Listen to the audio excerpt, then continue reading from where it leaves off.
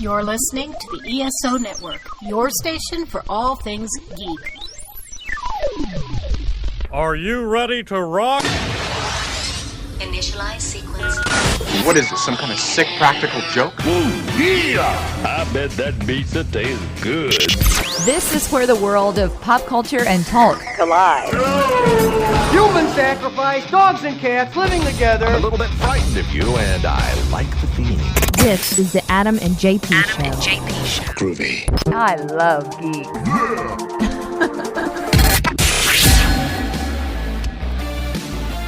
Hey, this week's Adam and JP Show brought to you by Outer Limits Comics. Find them, Outer Limits TN, on the social media. It is the official comic shop of the Adam and JP family. They're located in Franklin, Tennessee. So if you're local, because, you know, we're outside Nashville. So if you are a listener in Nashville, then make your way down I-65 to Outer Limits Comics in Franklin. Hey, before we get into the show proper, I do want to say, if you live in Florida or Georgia or South Carolina, and I know we get a lot of downloads in those three states. So I assume if you're in that area, there are some listeners to this show.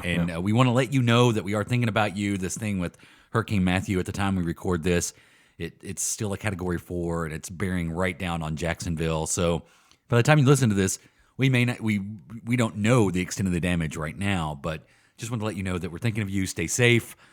Listen to your civil leaders and evacuate if they tell you to evacuate. And we want you to stay safe because we'll be honest, we need the downloads. That is true. That is true. We can't lose a download to Hurricane Matthew. Not one, so please stay safe. Yes, exactly. So, Adam, we reintroduced our phone number last week. We did, yeah. We brought it back. 615, I don't even have it memorized yet. 615. 345. What? I can't remember it. Huh? 742? Did I hear a niner? 312. Are you using a walkie-talkie? 213. 615. 538-5770. 615-538-5570. Nope. That's not it. 615. 538. Yeah. 57. Yeah. 70. That's what I just said. You said no. No, you said 555. You're going to play it back and you're going to see that I'm right. Let's play it back right now. Aha. Or. Oh, man. But we asked you to use this and leave us messages, and you did. Right, it happened. We've got a bunch of these. A lot of them are pretty short. It's just like, hey, I just want to let you know I like the show, or hey, you guys should do more of this. Hey, you suck. Well, luckily, we didn't get it. Well, we got one. Kind of. I don't know if it's legit. I think it is. We'll start with that one. We're just going to call this caller Donald Trump 2016. And so this is one of the calls that we got on our hotline. This message for JP. That's me. Just want to let you know. Don't appreciate the way you talk about Donald Trump. He's the only American I know that wants to get us back on track. He's the only you American ought to apologize on your little show you got.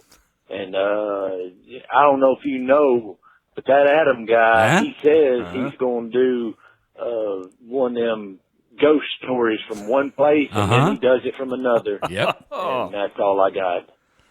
Goodbye. Wow. What do you think about that? Do I talk bad about Donald Trump? We talk bad about all politicians. It's only fair. Have I ever singled out Donald Trump?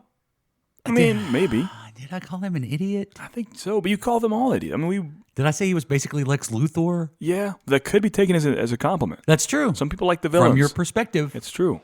And I try to keep Adam's ghosts fun, you know? You don't know where we're going next. It's unpredictable. You have no idea. This next one I'm just going to call, this is another prank call. We're just going to call it Call from the Future. It's very short, but here it is. Call from the Future.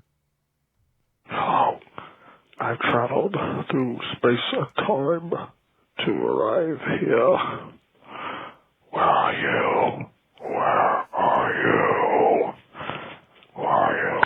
That's kind of creepy. That is a little creepy. Yeah. That kind of not gonna lie. a little bit. Yeah, a little bit. Our buddy Gareth, the Australian correspondent of the Adam and JP show, He gave us a call. He did? He wanted to say hi since we got the new hotline. Hey guys, it's Gareth from Australia. Just calling the Adam and JP hotline to let you all know I'm looking forward to getting back and sharing some stories from down here in Oz for Adam's Ghost. I'll see you guys, and of course Amy in the corner in a couple of weeks. Until then, take care, guys. Speak to you soon. Amy's still in the corner. Still in the corner. Looking a little peaked these days. Smelling kind of funny. Yeah. And very thirsty. And very hungry. Right, yeah. Because we're going on 2 months.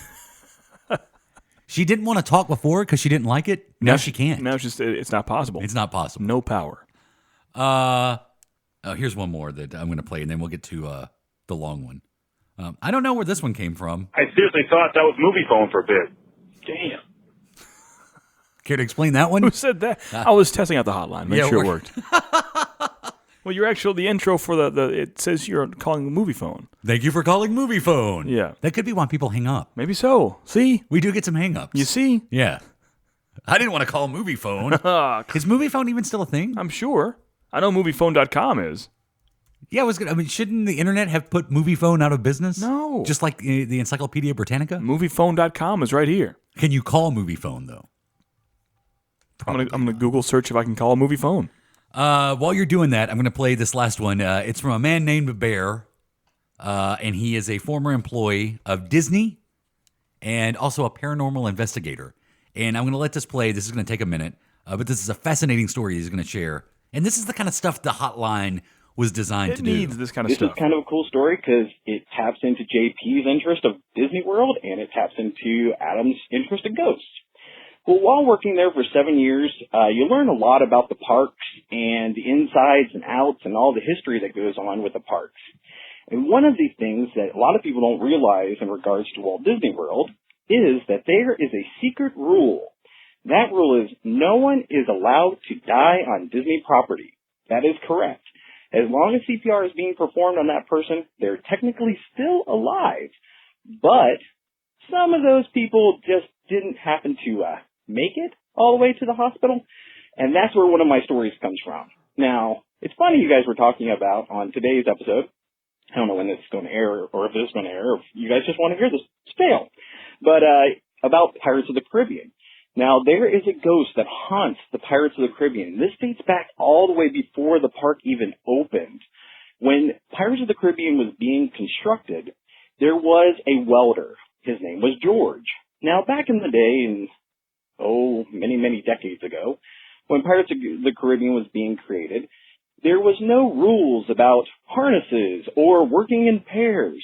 So poor George, he was working by himself one morning and, well, he fell. Now, sadly, he died. Now, George wasn't found for several hours.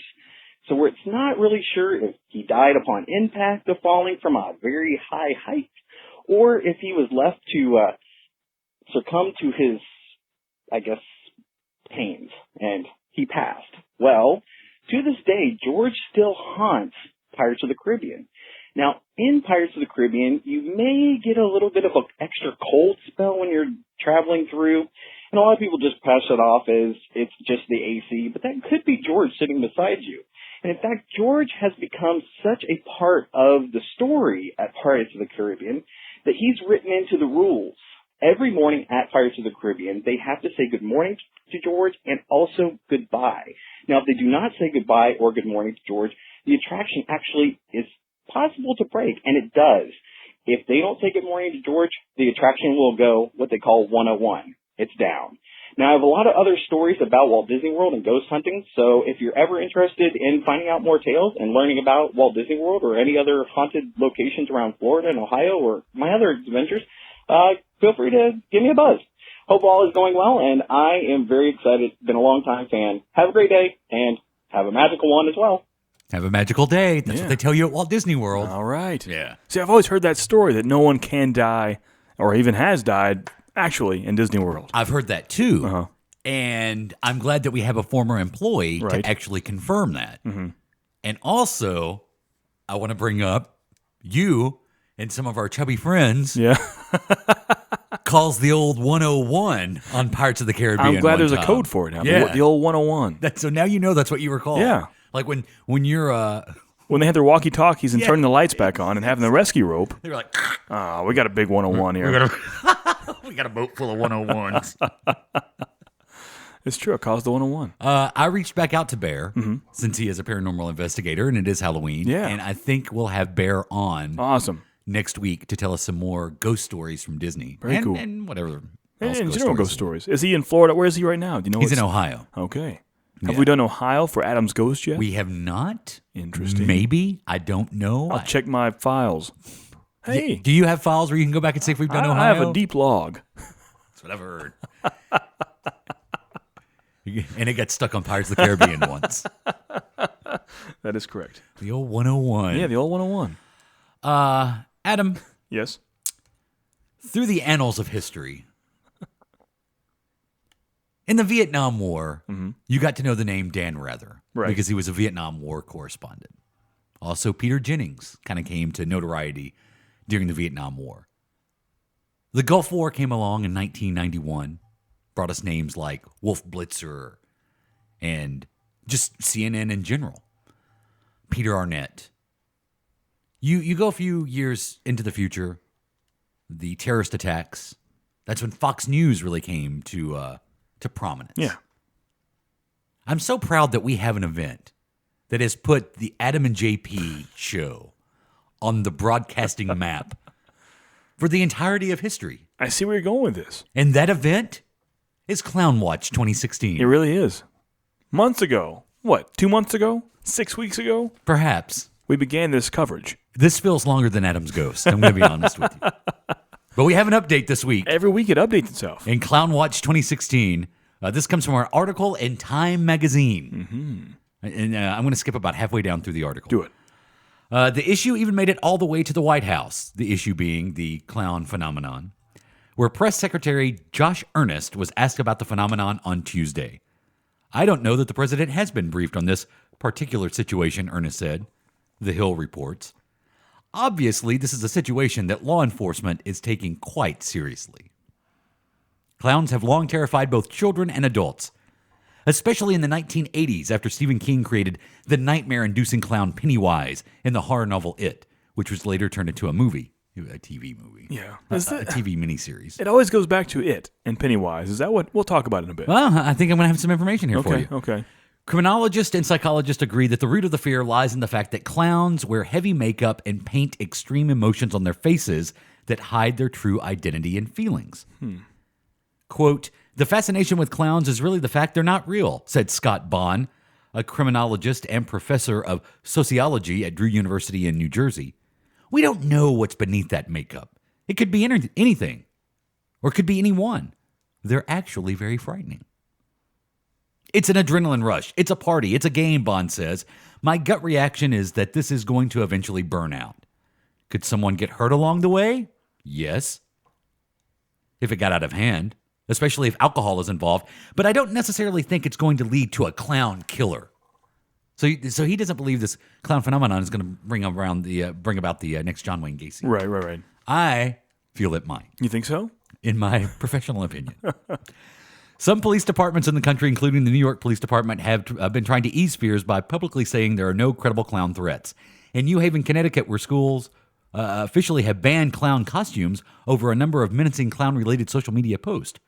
David Hartman, spokesman for the local police department, say authorities are monitoring the national climate of the frenzy, but have not seen anything tangible. This is no different than swatting. This is no different than the knockout game. Hartman says in reference to two other recent fads in which hoax 911 callers send SWAT teams to an address under false pretenses, and people attempt to knock out random targets with a single punch. We're not going to let this take over. The knockout game is very scary. Oh, that is, yeah. And that's messed up. That's actually hurting people. I mean, say what you want about clowns. People walk around in clown suits, for the most part, aren't doing any harm. Now, the knockout game's a problem. Swatting is pretty dangerous, That's messed up as well, yeah. Like, someone could get seriously hurt. Yeah, there have been people's dogs, shot and killed. Because the SWAT team enters in, the dogs come at them, they've got to take the dog down. And that's like a stream. That's like Twitch streamers have been victims of swatting, and YouTubers have been victims of swatting. Mm-hmm. But the clown chaos has already taken a toll on the professional clown community. I fear for my life, said Jordan Jones, who works as a part-time clown portraying Snuggles the Clown in a haunted house. You see? So he's one of those haunted house clowns. Guys trying to make a living, and this happens. The 22-year-old from Pennsylvania says he's afraid of what he sees on the news, like the clown hunting at Penn State. At the end of the day, people look at me like I'm a clown trying to hurt them, he says. I feel that people are out clown hunting because they think it's cool now. I'm scared that someone might take a swing. So, clown hunting is a thing now? Yeah. This has brought about clown hunting. Yeah. Like instead of going out with your cell phone and playing Pokemon Go. That was the summer. The new fall activity, physical activity, is clown hunting. For autumn, yeah, it's getting with your buddy and seeing how many clowns you can find. Yeah. Jones travels from his home in Pennsylvania to his job at Screamland Farms in Maryland every weekend. It's like a nice family establishment. Yeah, I know, Screamland. Let's all go down to Screamland. He says he's well known as Snuggles the Clown in his neighborhood, but he's concerned about how people outside his community will react. I really think people mistake me when I put the stuff on, Jones says. They forget that's a person under that mask. Well, first of all, this goes back to something you brought up. He's a masker. He's a mask clown. Mm-hmm. Hey, guy with the comic book name. Because he does have a comic book name. Oh, really? Jordan Jones. Oh, wow. Yeah. Yeah. That's a Stan Lee created character. It really is. Jordan Jones, a.k.a. Snuggles the Clown. I really think people... Oh, yeah, I've read that part. Jones, who's been a clown for a decade, recently began a Clown Lives Matter movement on his Facebook page to draw attention to the plight of professional clowns. This is very serious for me. I put a lot of time and effort in this. It's not a game anymore. Teenagers going around thinking it's funny. I think it's cruel. I think it's a sickness. I just looked up Snuggles the Clown, the actual guy here. In the image, he is a masked clown, and he's a very menacing, evil-looking clown. So, well, he's a haunted house clown. Right, so you can't say... See, he's not really in the category here. See, the ones I feel bad for are the actual clowns in full makeup trying to... Like circus clowns. Trying to do good things. Like the jump in the back of a little car with all their friends. The Shriners. The Shriner clowns have a fantastic organization given to charities helping sick children, and now they can't do what they want to do because they're clowns. I'm going to tell you this. I'm going to go back to old Jordan Jones. Mm-hmm. I remember when I was a kid, the Shriners were always in my hometown Christmas parade. Mm-hmm.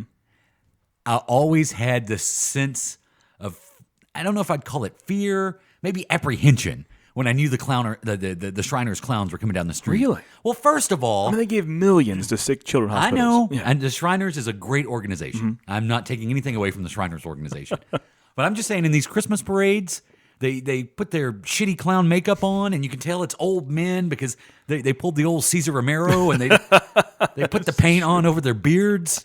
And then they get in those little go-kart cars and then do, figure eights in the street. They're a menace to society in a Christmas parade, and it needs to be stopped. Jordan Jones went on to say, "We're not the people in the woods," he adds. "I'm not the enemy." Jordan Jones may be. That's all I'm saying.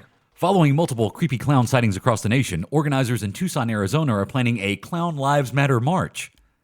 The event gives attendees the opportunity to dress up and wear clown makeup and masks in order to show that not all clowns are violent. More than 100 clowns are expected to show up at the gathering in one car. A flyer for the march read, "This is a peaceful way to show clowns are not psycho killers.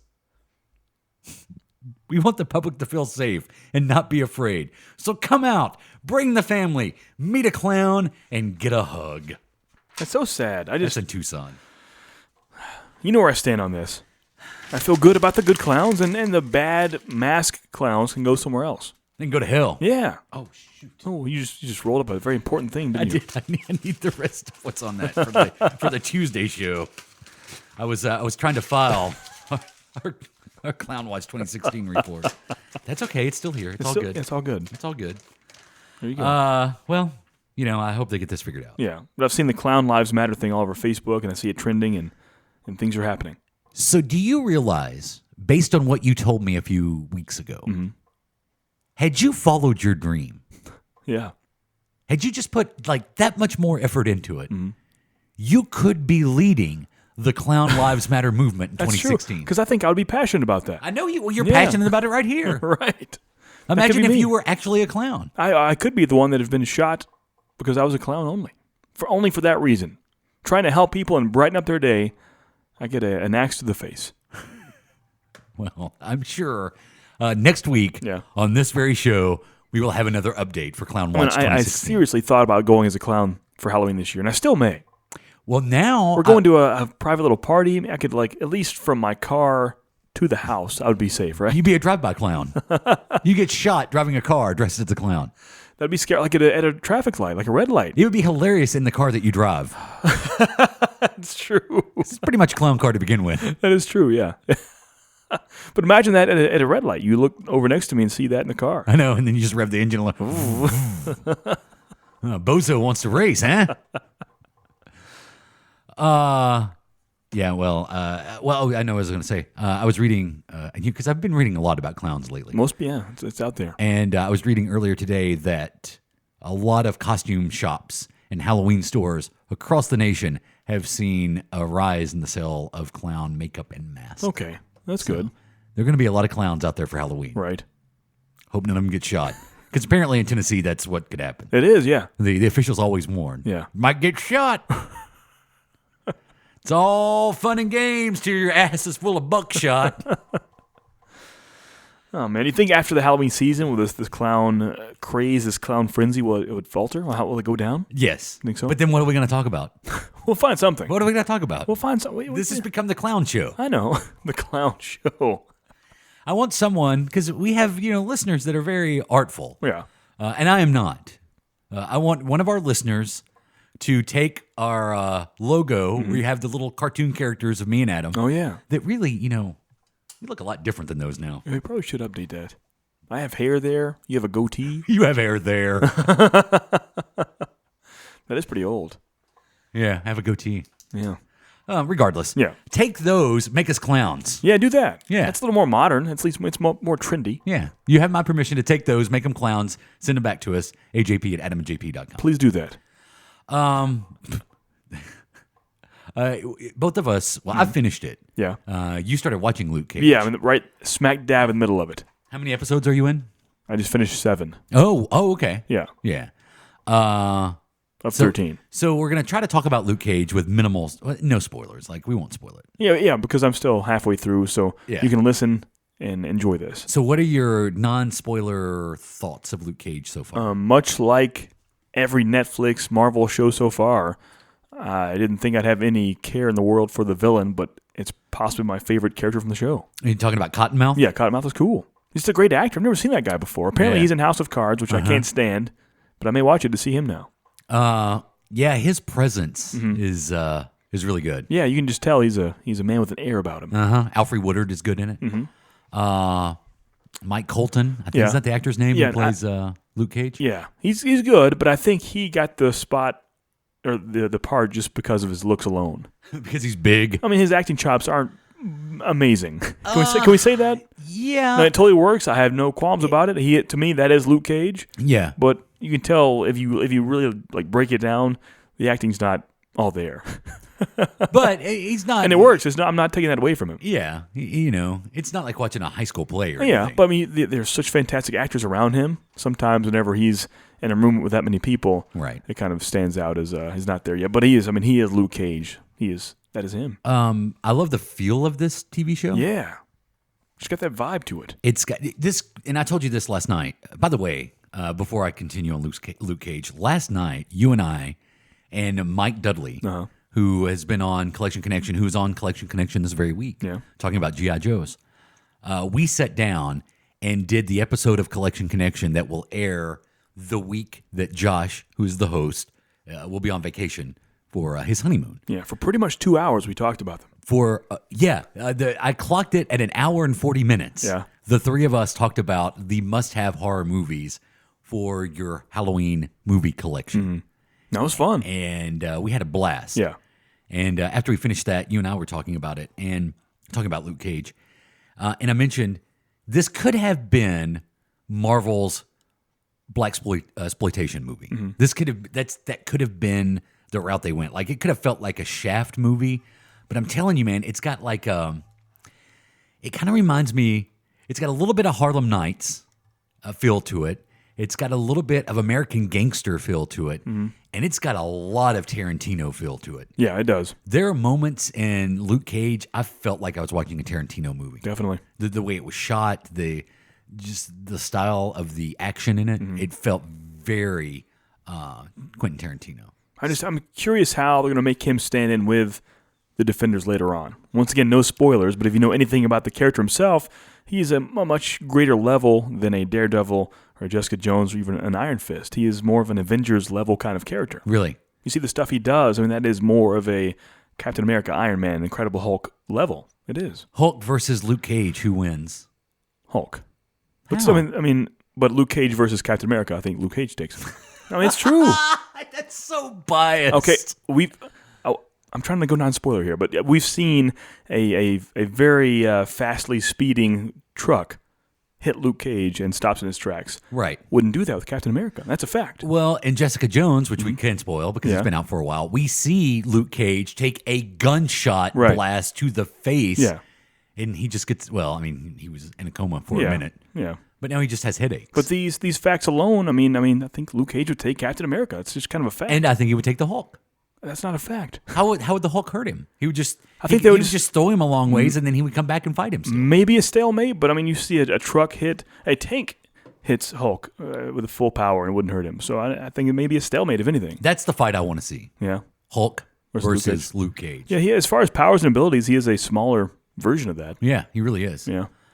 But he doesn't have the rage, and that's a cool part of his character. Even the first few episodes of this series, he's almost on the run, and he can do so much more, but he's afraid to unleash that power. Mm-hmm. He doesn't want people to see it or to hurt anyone. I love that Marvel is able to establish a different tone for every one of these series. Mm-hmm. Not, Jessica Jones doesn't feel like Daredevil. Daredevil doesn't feel like Luke Cage. I think we get a sense that those Punisher episodes of Daredevil in season 2, that may be what the Punisher show feels like. So. Which they're shooting already. Mm-hmm. So I don't know what the timeline is for the Punisher. I mean, if they're shooting the Punisher now, then you got to think it'll be out by spring. Yeah. It'll be released in the springtime. So I think 2017, there's going to be a lot of Marvel TV on Netflix. So for you, you've seen all 4 so far, Daredevil season 1, 2, Jessica Jones, and Luke Cage. Where do you rank those? With that being said, I think I can speak for you here and say that you love all of these. They're amazing shows, so well done. So whatever is the bottom rung here doesn't mean it's bad. It's just the least best of the best. Yeah. Can you say that? Yeah. Yes. Okay. Any one of these shows would be better than, say a Batman v Superman or something like that. Yeah. Man, it's tough. See, because that's the thing. Like when you love something and then you're just this close, because I binged it last week. Yeah. And I'm still kind of close to it. So it's been almost a week. You've had almost a week to separate. That's going to weigh my opinion. You think so? But today, having a week removed, which this will probably change once I've got further time away from the show, if I had to list them today, it would still be Daredevil season 1, Luke Cage, Daredevil season 2, and Jessica Jones. Okay. But they're all still great. I mean, Jessica Jones was a fantastic show. Yeah. It's no slight against it. Right. But it's just, if I were going to sit down and watch these over and over again, like I have, I've gone back and watched several episodes of Daredevil season 1 again. Yeah, I need to. Yeah. Just because it's, fantastic. Yeah. I think I would put Jessica Jones over, for me personally, over Daredevil season 2. Yeah. Would you put Daredevil season 1 that high? Yeah, I think that's number 1 for me. Yeah. But season 2, it was great, but it just kind of had, I think Elektra hurt it so much for me. It really hurt. Yeah, the middle episodes were... Like, I was bored to tears. I do not care about that character. But for me, the Punisher stuff more than made up for where Daredevil seemed to, kind of slow down and bottom out a little. And Jessica Jones was a surprise for me. Like, I know Luke Cage, I know Iron Fist, I know Daredevil. Jessica Jones, honestly, I'd never heard of that character until it was announced she had a Netflix show coming. I had no idea who that was. Hey, that's what Marvel does on these TV shows. They bring you characters that you didn't know. I mean, Misty Knight. Yeah, same for Cottonmouth and even his cousin, the councilwoman. I mean, you look back, they had appearances in comics in the mid-'70s. But I've never heard of them in my life. It's crazy. And it's really kind of over the whole MCU because I've heard rumors that Ned Leeds is going to be in Spider-Man Homecoming. Ned Leeds is going to be in Spider-Man Homecoming. Yeah, wow. So I thought I would never see that. You mentioned you didn't know how Luke Cage would factor into the Defenders. Yeah, I'm curious. It becomes a little more clear. And even when that happens, who... At the end. Who could they face as a villain where those 4... I mean, we haven't seen Iron Fist yet, but we can imagine what he'll do. But like a Daredevil, Jessica Jones, Luke Cage, and Iron Fist, which one entity or organization would even be a threat to them? Right. That's what I'm curious about. Well, when you finish Luke Cage, you haven't gotten into the part of the story that you start to see. I feel like this was the end of chapter 1, or at least the end of the first act, at least. Yeah, that's what I love about those. They all have that. That's part of the Marvel TV formula. I won't spoil anything, but for the last episode I just saw could have ended the season, and that would be an ending to it. Yeah. And it would wrap up nicely. And I'm like, we have 6 episodes left. What's going on here? Because there is a whole new saga that's told that you don't see coming. Like, you're almost at the episode where it just shifts and you get into a whole new saga. And dude, there's stuff like when you get into the episodes where, and I'm not going to spoil anything, but Luke Cage's name starts to get out there and people start to recognize him, and he becomes kind of a movement that mirrors reality today in 2016. And I thought that was, I was curious how Marvel would address that. If Marvel's going to do Luke Cage in Harlem in 2016, I was curious how they would address movements of today, social movements of today. And they don't shy away from it. Really? And that's good. It's fantastic. There's one episode in particular that you just see how well it's handled. Nice. So much so that you get to the end of the series, and again, I'm not spoiling anything because you don't know the specifics. But you get to the end of the series, and in the final episode, it's almost like Luke Cage gives a speech. As Luke Cage, he gives a speech, basically, to a group of people. He does a monologue. And you feel like that, not necessarily the actor, but probably he felt very comfortable delivering these lines. But you feel the writers are using this character, as they always do, to speak to the audience, but to almost pull the curtain back and speak directly to the audience. It reminded me so much of the end of the movie The Great Dictator, the Charlie Chaplin movie, where he gives that speech at the end as the, if you're not familiar with The Great Dictator, Charlie Chaplin plays, it's a talkie, this is after, the silent movies. And he had a great career after that as in the talkies. And he gives a speech, like he's confused as this kind of custodian who looks just like this dictator who just happens to look like Hitler. Right, yeah. Stash and all. Yeah, stash and all. Yes. Chaplin's always had that. Yeah, exactly. Well, there's rumors that like maybe Hitler kind of mimicked that makes sense. his look after Charlie Chaplin. Yeah. Chaplin's early stuff was in the 19 teens. Yes. So, yeah, possibly. So, and this is at a time, when The Great Dictator comes out, there's this movement in America for America to get involved in the war as Hitler is starting to march across Europe. But then you also have the isolationists in the country who don't want, we're not that far removed from World War I. Let's just let's not upset the apple cart. Maybe Hitler will stop and we'll, and we don't want to go to war. And Pearl Harbor obviously changed that. But before these events, The Great Dictator comes out and Charlie Chaplin gives this speech. Once he's confused as the dictator in the movie, he has to give a speech to the troops to basically keep up his cover. And when he gives this speech, it's not the character anymore. Right. It's Charlie Chaplin speaking to the movie-going audience about fascism and the dangers that a man like Hitler brings to society. If you've never seen The Great Dictator, watch the movie. Do it, yeah. But especially if you've never seen that speech. And Chaplin in general, fantastic all the way around. Yes, oh, absolutely. And that's what that reminded me of at the end of Luke Cage. Like when he gives a speech at the end, a monologue at the end, it was almost like he's speaking about current events to the audience. Not as Luke Cage, but as this actor basically saying these words for everyone involved in this production. That's cool. And it was awesome. Like it was great. And I can't say enough good things about Luke Cage.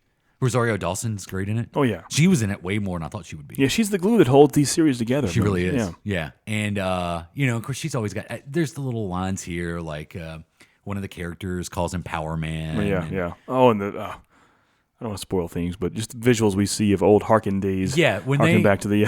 when they reference the old Luke Cage look, yeah, that's a high point of the series for comic book fans. It has to be. If you're not familiar with Luke Cage, the comic character, you're probably just like, why is that in here? Yeah, it looks stupid. Why does he look dumb? There's some good cameos in there. Yeah. I love the fact that in the first few episodes, they find these old R&B singers. Yeah. Faith Hill. Yeah, Or not Faith Faith Evans. Evans. It would be fantastic. It would be pretty good. If Faith Hill was singing in a Harlem club. Faith Evans. Where's Faith Evans been? I thought of that. Like, wow. I didn't either. When I saw her, I was like, oh yeah, I remember Faith Evans. Hell yeah. The Delphonics perform in one episode. And then you get, I don't want to spoil anything, but Method Man. Oh, really? Is in I'm one not of the there episodes. Yet. Nice. Yeah. Okay.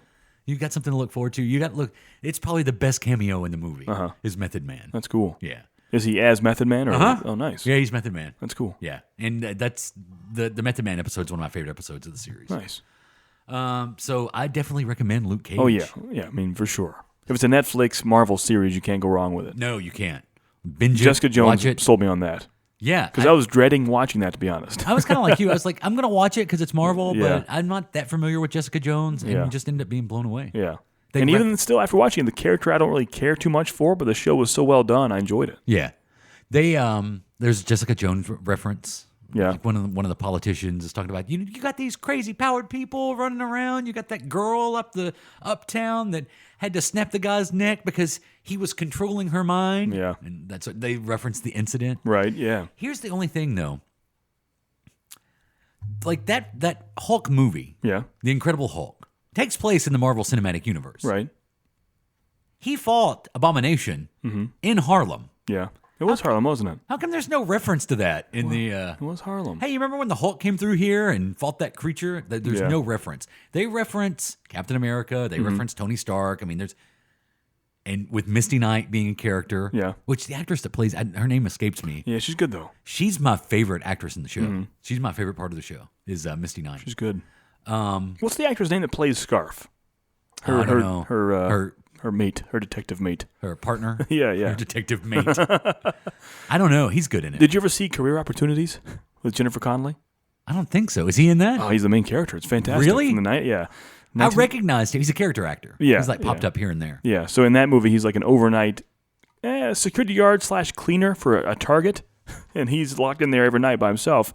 And some rich girl, she's kind of rebellious, hides out in the dressing room of Target. So the place closes up, and it's just Jennifer Connelly's character, a very attractive 20-year-old Jennifer Connelly, and this character there. And he falls in love with her.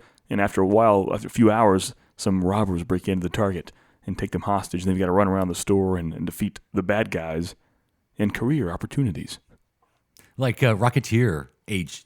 Yeah, Jennifer exactly. Connelly. Yeah. Good stuff. Check it out. I might have to watch that. Yeah. Every time I see him, I think Career Opportunities. I loved it. Because he's good in it. Yeah. There's nobody's a slouch in this right. TV show. Uh-huh. But I do think Misty Knight and Cottonmouth were the stands out. They stole it. I think Diamondback could have been a little better. And you haven't gotten to the real Diamondback episodes yet. You don't know who it is, do you? No. Yeah, you haven't gotten there yet.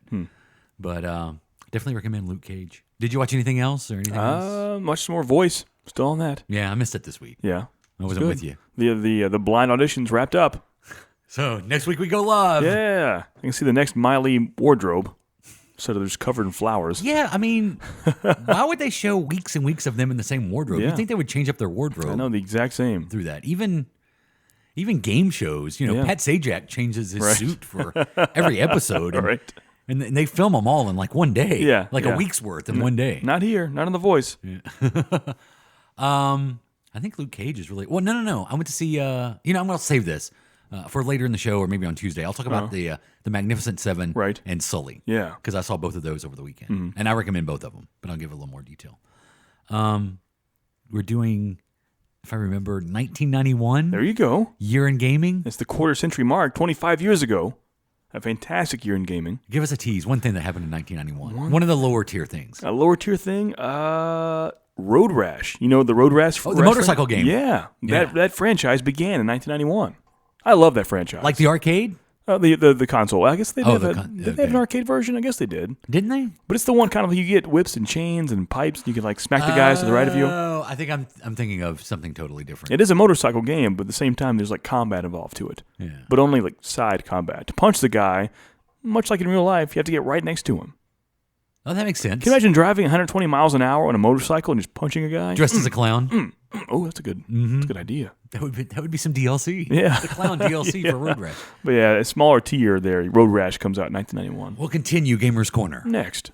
Hey guys, are you looking for a new podcast to listen to? Something a little on the geeky side, but lots and lots of fun with some crazy dudes?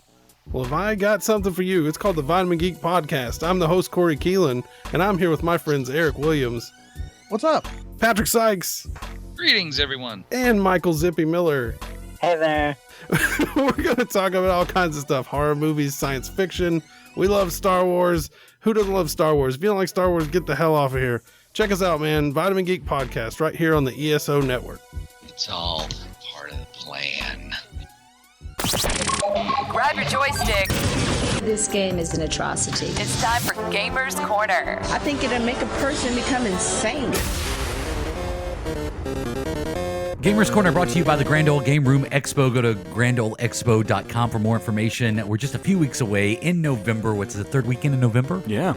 The weekend before my birthday. There you go. We're going to be at the Marriott Cool Springs for the Grand Ole Game Room Expo.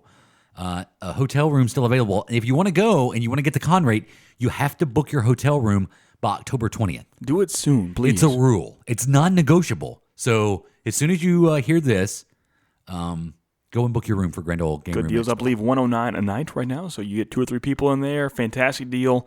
Nice hotels. We stayed there ourselves many times. Yes, we have. We've had a lot of fun in that hotel. Mm-hmm. First time I had tequila was in that hotel. That's true. I remember that. Accidentally. Right. At a Juggalo party. That's true. I'm not lying about this. This is all based in reality. Juggalos fed you tequila. It's true. And some Fago. That he was drinking out of. Uh-huh. God. Those were the days. Were they? I don't know. Well, we'll be back for the Grand Ole Game Room Expo. If you don't live in this area, say you're like a state away or maybe 2 states away, and you've always thought, I would like to visit Nashville, here's an excuse. Here's your time. You can stay at one of the nicest hotels in the area and one of the nicest areas of town. Cool Springs has fantastic restaurants. Right. A mall where you can go shopping. Even a nice Walmart. It's a pretty classy Walmart. It is a classy Walmart. A Sam's Club right next to that right. one. A Culver's. If you've never had Culver's is good. It's a great little diner. Chuck E. Cheese for the children. There is Chuck E. Cheese. There's a theater. One of the only still operating nice, well-ran gallerias. The mall is there. Yeah, and full swing. Mm-hmm. There's an American Girl and everything. Yeah. They have the bowling alley now. So book a trip now to Nashville and come in for the Grand Ole Game Room Expo and get a steal of a deal at the Cool Springs Marriott. And not that it matters, but we'll be there. Yeah, we'll be there.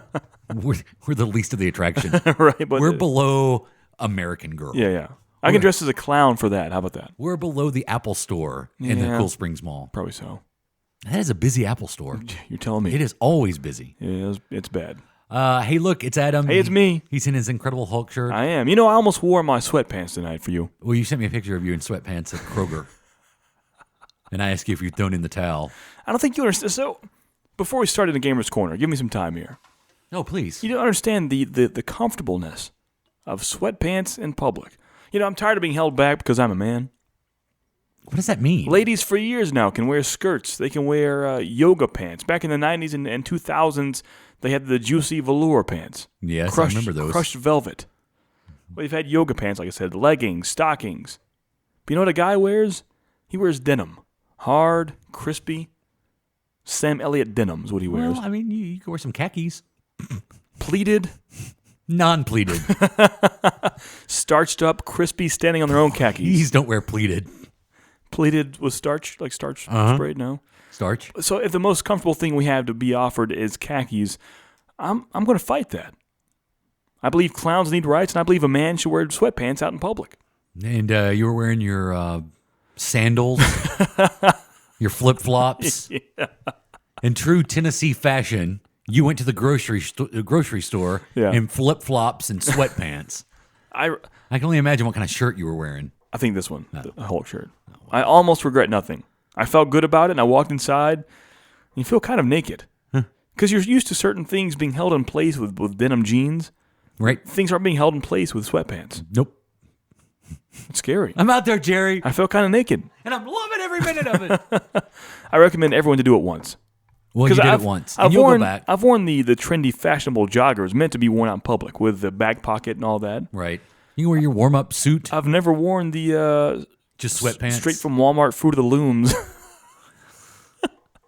out in public, but it felt good.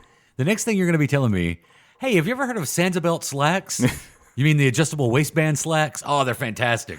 The worst part was I was in the lotion aisle for quite a bit. I felt weird about that. I really did. I'm serious. I bought a. Why were you in the lotion? I was just looking at some lotion. Oh, okay.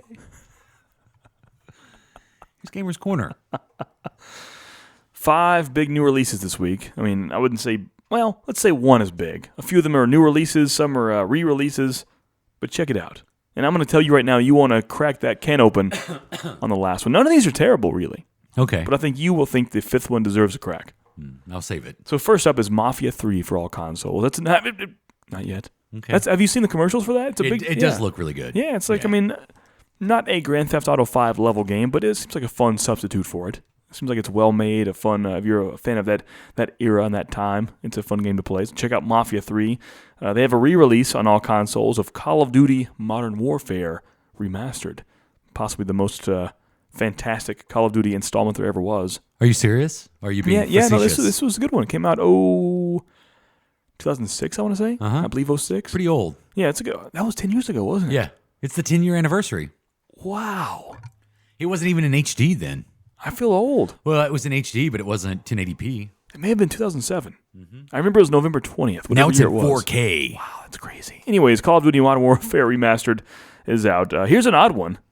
These next two I'm going to talk about, same genre. On the Xbox One, Rocksmith 2014 edition comes out. The 2014 edition of the game that's supposed to teach you to play the guitar. Right, on the Xbox One, finally. You can play that. And oddly enough, in the same week, Guitar Hero Live Supreme Party Edition comes out. Not really sure what's different about that compared to the normal Guitar Hero Live. Do you remember the hype Guitar Hero Live had when it came out? Oh, yeah. You're playing in front of the real crowd, and they're cheering you on or booing you. We don't need no education. There are guys giving you like the bird or cheering you, depending how well you did. You rock. Yeah, you song. Yeah, Pepe. But depending on how you did is what the crowd reacted with. So yeah, on the Xbox One and PS4, Guitar Hero Live Supreme Party Edition. But last and maybe least, finally the Wii U does have a new release, and that is Paper... That's all you need to say. That is Paper Mario Color Splash. Came out this week. Hey, there are many fans, many hardcore, long, lifetime fans of the Paper Mario series, so you may not crack it for that. Maybe Rocksmith 2014 needs to crack this week. You don't know. Nah, I'm pretty sure it's a Wii game. Yeah, Wii U. It's terrible. Those are my 5 new releases, but you know what it's time for? Gaming! Oh, wait. What? No news this week. Just the 25. I confused myself, too. I'm sorry. You know what it's time for, though? Gaming History 101 with Adam. 1991. 101? Too soon. Pirates of the Caribbean. Yeah, cold 101. Couple of chubbies stuck in a tub. Come back. Pretty sure I saw the sequel to that. A couple of chubbies stuck in a tub. Yeah, I bought it at a store once. Come on back now. So 1991 is a fantastic year for many things. What do you have memory-wise? Not just video games. When you think 1991, where were you in your life? This is the absolute truth. Yeah. January 1991. For months and months, the world had been wondering, were we about to go to war with Iraq? Right, yeah. And Kuwait. I mean, at this point, this is when I kind of became like a news junkie. Yeah. And I couldn't get enough. Much like the nation, I couldn't get enough of pre-Gulf War coverage. Now, you were about the age then. Were you worried of a draft at all? The Trump bill, a little. Yeah, I mean, because I was 17 when 9/11 happened, and I was really afraid for a draft to happen. Yeah. There was talk of that. Mm-hmm. And I remember, because I was at the exact age. Yeah. And I remember we had a social studies class of some sort. I think it's a history class. And you know how the coaches were always the history teacher? And I remember the coach, I forgot his name, but he was like, I want you to write your congressman about this war in the Gulf that's coming up. And so I remember, and I sat down and I wrote this long letter about because I fancied myself as some sort of writer back then. Yeah. So I was using really flowery words to describe the the casualties and the scars are still deep from Vietnam, and how do you think the American people will react on their TV when they see American soldiers coming home in body bags, and wow, will this make you reinstate the draft? And that was deep, man. I don't even know if it was sent. That was deep. It was just for class. So yeah, so I say all of that to get to the point that I was actually in the bathroom when the Gulf War started. Yeah, really? Yeah. You were actually there. I'm in the bathroom. I hear a little knock on the door. And my dad's like, well, it started. I'm Really? like, huh? Huh? The war had started. I was on the shitter when the Gulf War started in 1991. Well, it started. I know it started 5 minutes ago. You're telling me. And Arachnophobia was in 1991. Oh, yeah.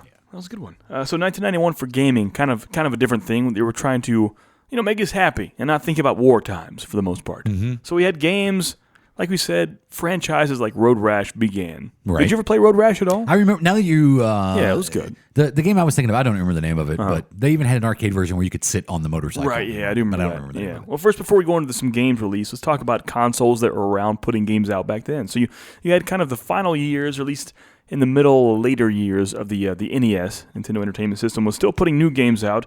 The Super Nintendo was still pretty fresh and new for people. The Sega Genesis had things going on, the Game Boy and the Atari Lynx, and of course the Game Gear were out for your handheld. So did you have any of those at all? That was prime Tetris years. Oh, for sure, yeah. Mm-hmm. Big time for sure. I didn't have a Game Boy, though. Oddly enough, so this game comes out in 1991, specifically, which I don't know was around yet, for AOL, for America Online, the internet service, called Neverwinter Nights. The first graphical MMORPG was in 1991. Crazy, for AOL? Yeah, for AOL in 1991. Weird, huh? How? I have no idea. I guess AOL was around in 91, but it was an MMORPG in 1991. Neverwinter Nights. Maybe for colleges and stuff. Maybe so. Because they had the BBSs, they had the bulletin boards. Yeah, I don't know. I mean, my internet days started like 1999, so it's 8 years before that. My mind was blown. I have no idea. Well, and by 1992, like the fall of 1992, I got my first email address. Yeah, at college. Yeah, it was really long. That's true. That was thanks to Al Gore. That makes sense. Yeah, 92. That's when it happened. Did you ever play Lemmings? You're a fan of Lemmings at all? The classic following strategy game of Lemmings. Yep. You just watch them fall off the cliff. A big time. Now, this is kind of the end of the arcade era, but it was kind of the last CPR-infused breath in the arcade scene when Street Fighter II came out the year of 1991. Big deal. Mm-hmm. Many quarters I spent doing that. Who's your favorite Street Fighter character? Did you ever play were you a Blanca guy, Ryu? Blanca. E Honda? Blanca? You know what? E Honda was my favorite. Yeah, it was good. Yeah. Just the fast hands. Mm-hmm. That's what it's all about. That was my E Honda.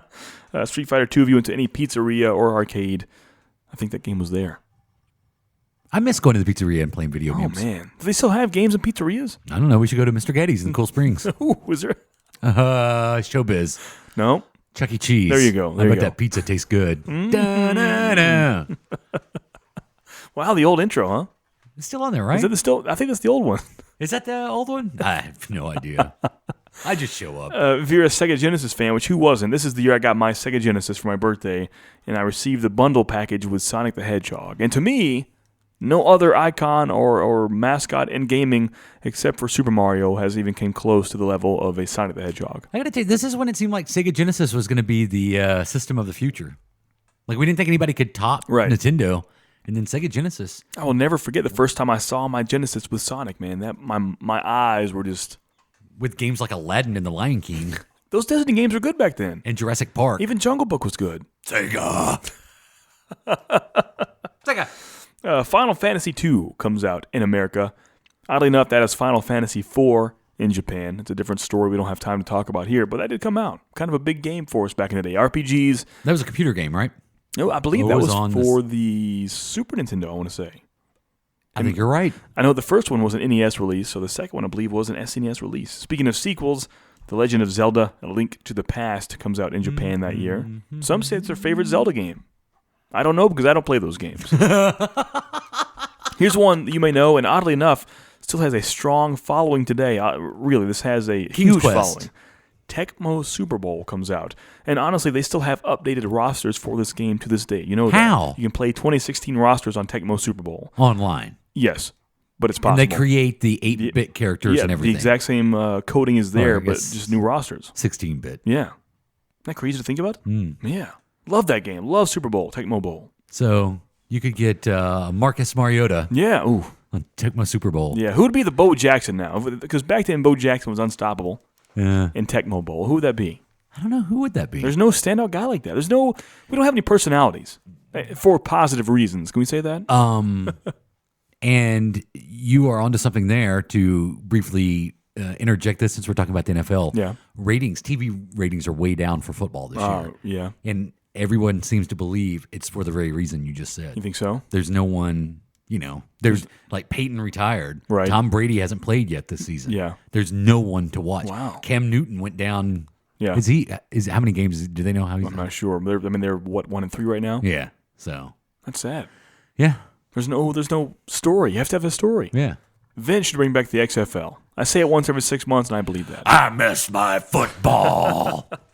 Sid Meier's Civilization comes out in 1991. Oh, that's a classic. Yeah, many installments happened after that, but the first Civilization was in 1991. I believe last week we talked about the launch of the Nintendo 64 in 1996, 20 years ago. So 5 years before that, in 1991, the original Pilot Wings came out. Pilot Wings 64 was a launch title for the 64, but Pilot Wings, the original, on the SNES was in 1991. When did the Super Nintendo come out? Was that 92, 93? May have been 94. No, was it 94? No, this is because these are all SNES games right here. Oh, so it's already out at this point. Yeah, it's already out. I mean, Street Fighter 2 was on there. We had Pilot Wings was on there. I believe 89 or 90. Oh, no. I'll check Super it. Nintendo wasn't that early. I don't know. I think I'm going to say 89. It was 91, 92, or 93. Because the Sega Genesis was 1989. I believe they're the same year, right? I'm going with 92. I think 92 is when the Super Nintendo But these came games in 91 were already out for it. I know what you're saying, but I'm trying to remember because I don't remember. So it comes out in Japan in 1990 and in North America 1991. Oh, okay. Yeah. So we're celebrating the 25th anniversary of Super Nintendo. Exactly, yeah. I Cool. had it in my 3-year span. It was close, yeah, for sure. Like I said, Pilot Wings comes out, the release of the Super Nintendo. That's funny. We talked about this because under my list of things, the next thing to talk about was the release of the Super Nintendo. I should research my research sometimes. That's pretty funny. That So is yeah, funny. 1991 is when that came out. Oh, okay, cool. And a launch title for that and packaged mostly with it was Super Mario World. And you could buy the set with the Super Scope. That's true. You love the Super Scope. I do love the Super Scope. What was the game? Was that Silent Scope? Silent Scope 8? It was around that. It had a number with it. It did have a number to it, didn't it? Yeah, I was never a Scope fan. I know you like the Scope. You could scope out submarines. That's one thing the Wii U, I believe, has finally caught on to. I mean, in the NES days, they had those arcade joysticks. They had the Power Glove. They had Rob the Robot. The SNES had the Scope, had all those other peripherals. And the Wii, for God's sake, you can go to any yard sale now and see a tennis racket, a golf club, a whatever you want for the Wii. That's true. But I think the Wii U have finally stopped that madness of too many peripherals for Nintendo consoles. Well, nobody bought enough to support it. Yeah, it's true. It's true. Yeah. Should we come out with we only sold 14. So you got to think only 3 would want one. Yeah. Last but not least, in 1991, many things happened. Many consoles were out, many games. It'd be impossible to talk about it. But one that stands out to me, and you probably don't even remember this, our local arcade in the mall back in the day was called Tilt, the Tilt Arcade. And they had a game come out that year called Time Traveler. It was a holographic arcade game. You were a cowboy time traveling. It was a dome. Yeah, exactly. Oh, you do remember this? Yeah, Okay, and the holograms were inside the dome. Exactly. Yeah. Yeah, and it was the cowboy. It was very much like a Dragon's Lair. Not much gameplay, but you pressed left and right at right time moments. You were just mesmerized because you would look down in this little It was a real dome, and it was people. Yeah, like a holographic person in there. It's people. So if you haven't seen Time Traveler, the arcade game, I'm sure there's YouTube footage of it. I mean, 25 years ago, man, that blew my stupid little mind. Mm-hmm. It really did. And then you went and sampled virtual reality a year later. Yeah. And it was just red dots. It shouldn't give me headaches. And lines. Yeah. But many things happened in 91. Just a taste of things that happened in 1991. Yeah. So Creepy Tuesday's coming up. Yeah? Is that what we call it? It's Creepy Tuesday during Halloween. Okay, Creepy Tuesday. Yeah. So we got Creepy Tuesday. It was Taboo Tuesday for a while. Taboo Tuesday. Then it was we had Hump Day. Well, it used to be Hump Day. It was I feel like we chaned our shows up. It was pre-Hump Day. Pre-Hump Day, that's what it was. Yeah. I mean, you coined the phrase. Pre-Hump Day. Pre-Hump Day. Yeah. But coming up on Creepy Tuesday, we'll have Adam's Ghost, and then I've got some more creepy stories. Yes. What did I want to say to wrap up this week? Is it your crumbled paper over there? The one you crumbled up with the clown stories? No. No? I'm going to use that. I'm going to use that on Tuesday. Do you have your Halloween costume picked out yet? Tell me that. I don't think I'm wearing a Halloween costume. What?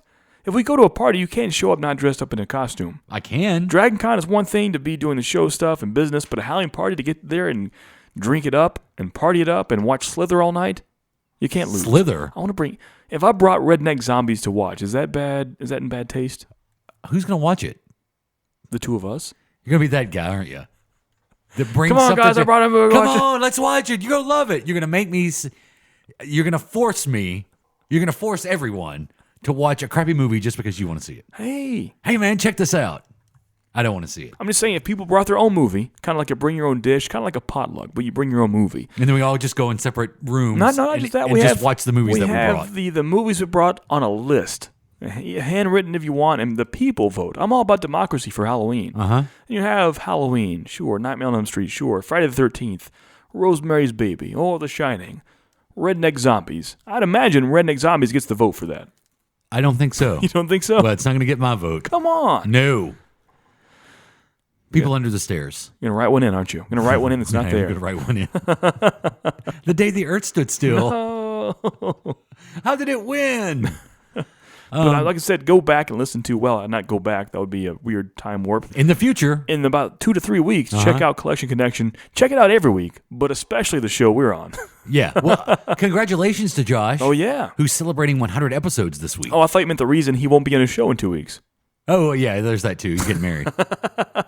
Yeah, Josh is married my sister-in-law. That's Yeah. a long story. That is a funny story. But more importantly, episode 100 of Collection Connection. That's a big deal. That is a huge deal. I can't think of, I can name on one hand how many podcasts have made it to 100 episodes. This one? Yeah. Is that- There are others. Oh, you said one hand. Yeah, one hand. Not just one finger. Not one hand. I can think of one. There's only one. Yeah. So you made it to 100. Like we said, Mike D is on there, and they start a 2-part episode about the history of G.I. Joe. It's really good. And not just the 3 3/4 inch G.I. Joes, all G.I. Joes. All of it's covered. G.I. Joe. So I guess I'm going to lay some Trump hate on here. Oh, here you see. Don't make the people hate us. This is why we get the phone calls. Donald Trump reminded me of something this week. What's that? Just stick with me. Biff from Back to the Future 2? Well, there's that. Uh-huh. Yeah, he is Evil Biff from the future. He is. Well, the alternate 1985. Yeah. In the movie Batman Returns, Oswald Cobblepot runs for mayor. And people love him because it's a sad story. Like, he was abandoned, and so he's got some public support. He had a small loan of $1 million. Yeah. Wait, different character. The people support Oswald Cobblepot. Well, there's a scene when he steals the Batmobile, and he's driving the Batmobile, or he's controlling the Batmobile while Batman is driving it. He's trying to wreck it with Batman in it. And in true comic book villain fashion, he lays it all out to Batman what he's doing. And he's like, I played these people like a harp from hell. And Batman secretly recorded it on a DVD or CD. And so then he plays it back for the public, and then the public turns on Oswald Cobblepot. Donald Trump is not Lex Luthor from Superman. He is Oswald Cobblepot from Batman Returns. Think so? Because he is trying to play people like a harp from hell. He will say anything if he thinks a group of people will support it. Yeah. He's Oswald Cobblepot. He's the Penguin. Have you kept up with the vice presidential debates at all? I watched a little bit of the vice presidential debate. I haven't watched it yet. Same stuff. You're a mean one, Mr. Grinch. Yeah, I got bored with it 20 minutes into it. Once they started talking over each other. Oh, that happened again? For the 100th time. And you barely hear the moderator. Really? Gentlemen. Please. Yeah. It seems like a squirt water bottle. Yeah. The cats when they start talking. Are you trying to tell me Donald Trump's paid income taxes? Yeah, exactly. So I tuned. What did I do? What day was that on? That was Tuesday, right? No.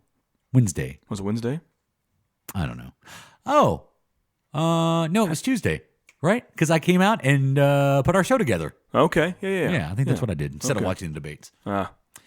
So join us for the Creepy Tuesday edition. Please do. That's my most fun time of the week, I would say. Yeah, because you got Adam's Ghost, and we try to creep each other out. And we've got some creepy stories coming up. We do. Last week was the arrival of Booger Jim. I mean, really. I was so excited about that. I went to work the next day talking about Booger Jim. Yo, want to see old Booger Jim come back on this show? And even after the show, I'll talk about it on Tuesday's show. After last week's show, we did more in-depth research of Booger Jim and found different stories about him. Yeah, we did. Are you going to revisit Booger Jim? I think just a little bit. Well, there's your cliffhanger. Tune in Tuesday to find out. Check us out online, adamandjp.com. On Twitter and Instagram at adamandjp, and on facebook.com/adamandjp as well. Or call us, 615-538-5770. Do that. I'm Jay Patrick. That's Adam. This is the Adam and JP Show. Face Sealer.